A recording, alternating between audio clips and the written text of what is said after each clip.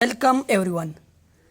Second year chemistry chapter number 1 that is S and P block element. और आज का हमारा चौथा लेक्चर है पीरियोडिसिटी से ही, दैट इज आयनाइजेशन एनर्जी और आयनाइजेशन पोटेंशियल। अब आयनाइजेशन एनर्जी क्या होती है? आयनाइजेशन एनर्जी यानी amount of energy required to remove the electron from the outermost shell of an gaseous atom to form monopositive charge.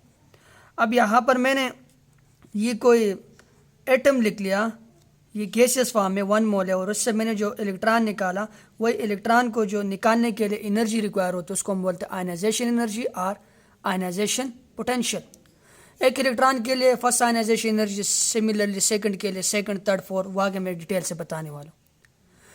अब आप लोगों ने कुछ बातें नोट करनी है कि ये जो आयनाइजेशन एनर्जी होती है ये हम इन टर्म ऑफ मोल लेते हैं। क्यों इन टर्म ऑफ मोल हम लेते हैं?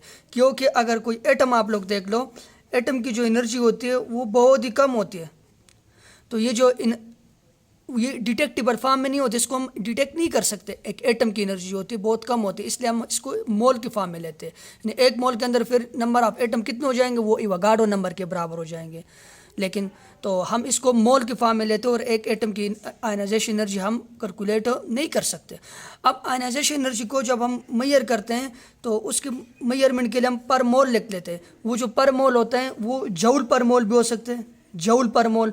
जूल पर मोल के साथ आप लोग किलो जूल पर मोल भी ले सकते हो। किलो जूल पर मोल के साथ आप लोग किलोरीज पर मोल भी ले सकते हो। किलोरीज पर मोल के साथ आप लोग किलो किलोरी भी ले सकते हो। इसी तरह वोट भी ले सकते हो। ये मुख्तलिफ यूनिट है आयनाइजेशन एनर्जी को जिसके अंदर हम मेजर करते। एक एटम के लिए नहीं मेजर करेंगे, हम पर मोल में मेजर करेंगे। यानी वोट पर मोल, किलो किलोरी पर मोल, किलोरी पर मोल, जूल पर मोल, किलो जूल पर मोल हम आयनाइजेशन एनर्जी को मेजर करते हैं।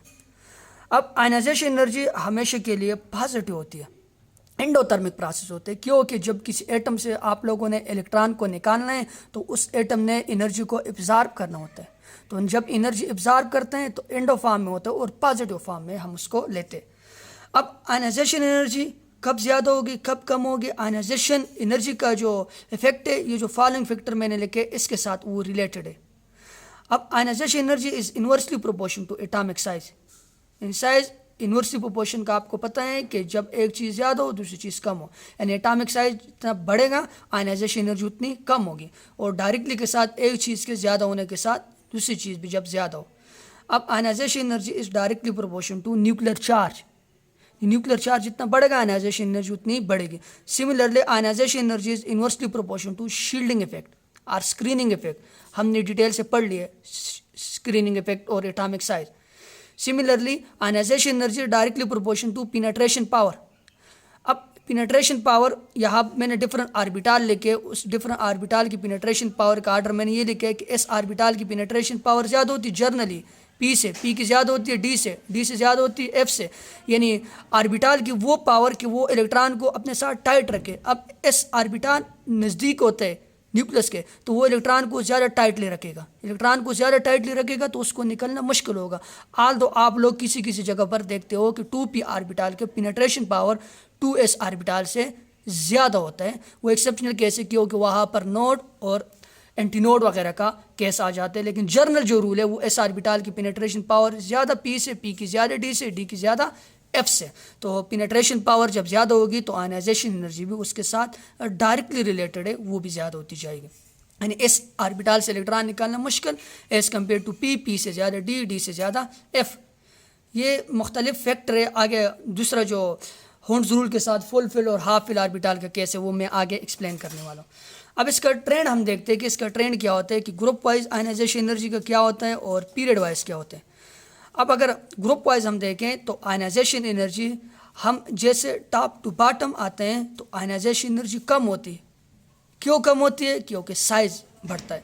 तो साइज के साथ तो इसका इन्वर्स रिलेशनशिप है, यहाँ पर ऊपर हमने देख लिया। जितना साइज बढ़ेगा यानी साइज बढ़ने के साथ वैलेंस इलेक्ट्रॉन और न्यूक्लियस के दरमियान अट्रैक्शन कम होती है। जब अट्रैक्शन कम होगी इलेक्ट्रॉन को निकालना आसान होगा। जब इलेक्ट्रॉन को निकालना आसान होगा आयनाइजेशन एनर्जी कम होगी। तो ग्रुप वाइज क्या होती है? Ionization energy decrease due to increase in size of an atom. अब पीरियड वाइज हम देखते हैं। पीरियड वाइज हम एक्सक्लूसिवली नहीं कह सकेंगे, पीरियड वाइज हम जर्नली बोलेंगे कि आमतौर पर हम जब लेफ़्ट टू राइट जाते हैं आयनाइजेशन एनर्जी बढ़ती है। क्यों बढ़ती है? साइज़ कम होता है, न्यूक्लियर चार्ज बढ़ता है। साइज़ कम होना, न्यूक्लियर चार्ज का बढ़ना, तो आयनाइजेशन एनर्जी भी साथ में बढ़ जाती है। ये हम जनरली देखें जब पीरियड में हम जाते हैं लेफ़्ट टू राइट तो आयनाइजेशन एनर्जी का ट्रेंड क्या है? वो इंक्रीज़ होती है। लेकिन यहाँ पर कुछ एक्सेप्शन है। एक्सेप्शन क्या होते हैं कि जब हम लेफ़्ट टू राइट जाते हैं, अब ग्रुप 2 पहले आते हैं और ग्रुप 3 बाद में आते हैं। ग्रुप 3 आगे, ग्रुप 2 पीछे। मैंने कहा कि लेफ़्ट टू राइट जाने से क्या होता है? आयनाइजेशन एनर्जी बढ़ती है। अब ग्रुप 3 की आयनाइजेशन एनर्जी ज़्यादा होनी चाहिए, लेकिन नहीं, ionization energy of group 2 is greater than group 3। Similar cases observe in case of group 6 that the group 6 ionization energy is greater than sorry यहाँ पर ग्रुप 5 कर लो कि ग्रुप 5 की जो आयनाइजेशन एनर्जी है वो ग्रुप 6 की आयनाइजेशन एनर्जी से ज़्यादा है। वाई? क्यों ज़्यादा है? यहाँ पर मैंने लिखा है due to stable valence shell electronic configuration. अब हुंस का एक रूल है कि जब हम इलेक्ट्रॉनिक कन्फिग्रेशन करते हैं वो 3 रूल के मुताबिक करते हैं। अब बाउ प्रिंसिपल, हुंस रूल एंड पाले प्रिंसिपल। अब हुंस हमें क्या कहते हैं कि अगर आप लोगों के पास डिजर्नेट ऑर्बिटल अवेलेबल हो, ऑर्बिटल ऑफ सेम एनर्जी, तो हम इलेक्ट्रॉन को पहले अलग अलग ऑर्बिटल में रखेंगे और उसके बाद पेयरिंग स्टार्ट करेंगे। और वहाँ पर हुंस का जो रूल है वो उसको तो हम बाद में भी देखें, लेकिन यहाँ से मैं आपको एक्सप्लेन करूँ कि full fill orbital is more stable than half fill orbital and half fill orbital is more stable than partial fill orbital. इसका केस अगर मैं यहाँ ये मैग्नीशियम इस रूल को यहाँ से एक्सप्लेन करूँ, फिर उसके बाद मैं आपको बताता हूँ कि स्टेबल इलेक्ट्रॉनिक कन्फिग्रेशन होती है हुंस रूल के मुताबिक। That's why group 2 ionization energy is greater than group 3। Similar case is observe in group 5। Group 5 की जो आयनाइजेशन एनर्जी होती है वो ग्रुप 6 से ज़्यादा होती है। जनरली लेफ्ट टू राइट क्या होती है? बढ़ती जाती है। तो यहाँ पर अगर मैं केस लिखूँ तो मैग्नीशियम की आयनाइजेशन एनर्जी सोडियम की आयनाइजेशन एनर्जी से ज़्यादा है। सिमिलरली यहाँ पर फिर जब हम आएंगे तो इसकी ज़्यादा होनी चाहिए एल्युमिनियम की, लेकिन ये केस अपोजिट है क्योंकि यहाँ पर स्टेबल वैलेंस इलेक्ट्रॉनिक कन्फिग्रेशन आते हैं। मैं आगे आप लोग को एक्सप्लेन करने वाला। सिमिलर केस फिर सिलिकॉन के लिए तो ऐसा ही होगा, फास्फोरस के लिए भी ऐसा होगा, लेकिन सल्फर की जो इलेक्ट्रॉन आयनाइजेशन एनर्जी है वो फास्फोरस से कम है। एक्सप्लेन कर रहा हूँ। सिमिलर केस यहाँ पर तो फिर ज़्यादा होती जाएगी, आर्गन की सबसे ज़्यादा। अगर हम एटॉमिक नंबर देख ले तो सोडियम के एटॉमिक नंबर 12, मैग्नीशियम का 13 और एल्युमिनियम सोडियम का 11, सॉरी एल्युमिनियम की 13, सिलिकॉन की 14, 15, 16, 17 और 18।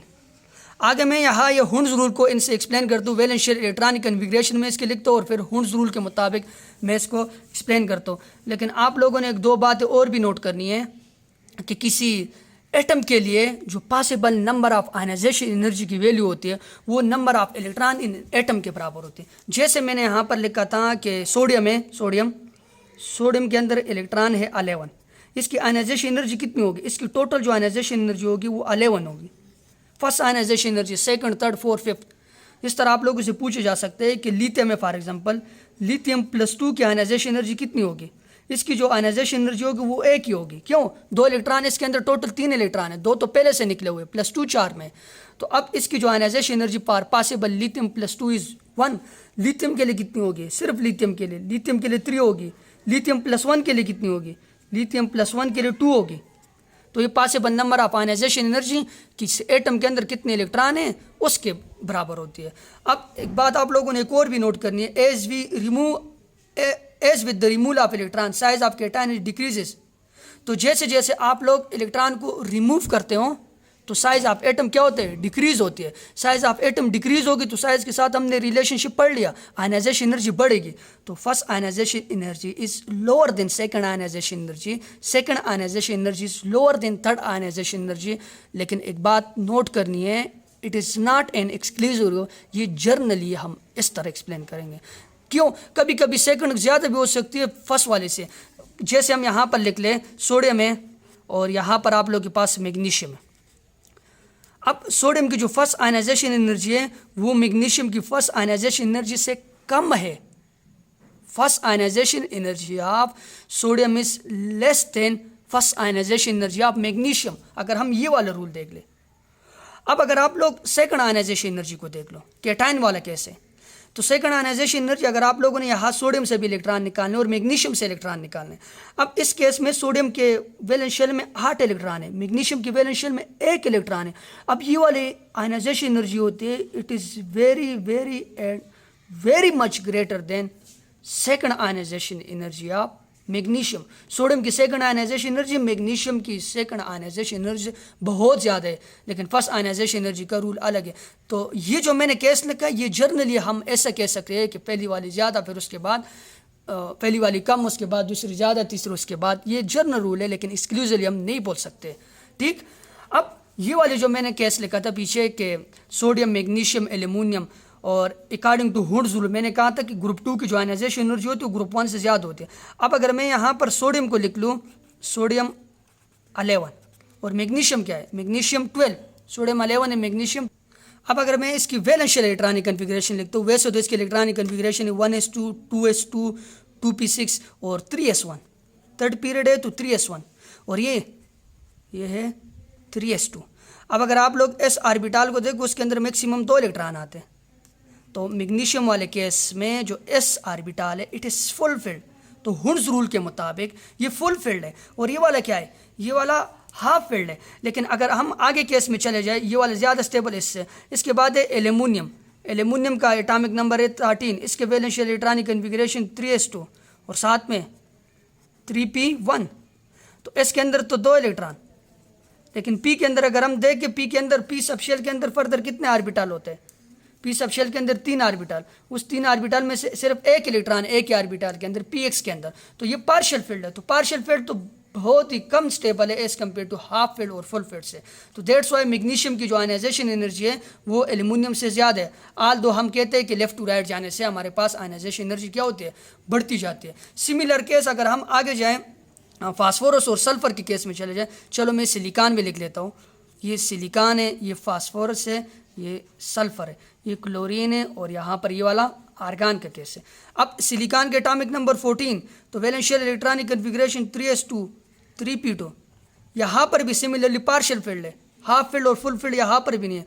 फास्फोरस के केस में अगर हम चले जाए, एस तो सब में, फास्फोरस के केस में 3p3।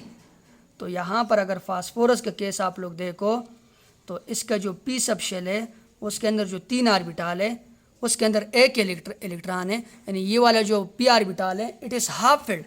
तो half filled orbital is more stable than partial filled orbital, और similarly full filled orbital is more stable than half filled orbital. ये हुड्स रूल हम एक्सप्लेन करते हैं। लेकिन अगर हम सल्फर की तरफ चले जाएं, सल्फर के पी के अंदर 4 इलेक्ट्रॉन, फिर वही केस, तो 4 इलेक्ट्रॉन जब आएंगे तो 1, 2, 3, उसके बाद यहाँ पर पेयरिंग स्टार्ट हो जाएगी, तो ये भी पार्शियल फील्ड है। दैट्स वाई ये जो आयनाइजेशन एनर्जी का ट्रेंड है वो फास्फोरस की जो आयनाइजेशन एनर्जी है वो सल्फर से क्या है, ज़्यादा है। सिमिलर केस अगर आप लोग क्लोरीन की तरफ चले जाओ, क्लोरीन की तरफ, तो क्लोरीन का अगर मैं यहाँ पर लिख लूँ, तो क्लोरीन भी पार्शियल फील्ड है, 5 इलेक्ट्रॉन, 1, 2, 3, 4 और ये 5।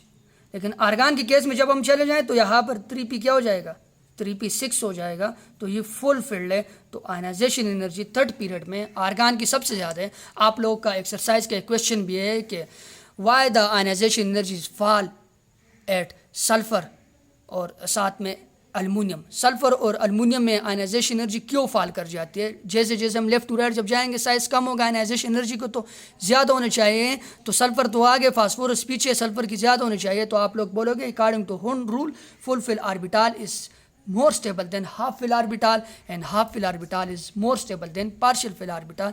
यह हमारे पास आयनाइजेशन एनर्जी का एक जर्नल सा रूल है। Thank you for watching my video.